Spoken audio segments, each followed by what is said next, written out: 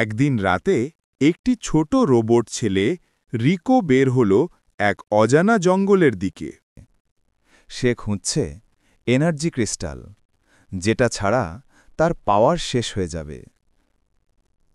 রিকো জঙ্গলের দরজায় দাঁড়িয়ে, হ্যালো, কেউ আছে? আমি ভিতরে ঢুকছি। জঙ্গল থেকে শব্দ, রিকো এক টুকরো জলজলে আলো দেখে। রিকো ভেবেছিল এটা হয়তো এনার্জি ক্রিস্টাল, কিন্তু কাছে গিয়ে দেখে ওটা আসলে এক ছোট্ট আলোক পোকা। আলোক পোকা, তোমাকে কি সাহায্য করব? আমি এনার্জি ক্রিস্টাল খুঁজছি। আলোক পোকা রিকোকে পথ দেখায়। তারা ঝোপঝাড় পার হয়। ব্যাকগ্রাউন্ডে সুন্দর মিউজিক। সামনে বিশাল নদী। এত বড় নদী আমি কিভাবে পার হব?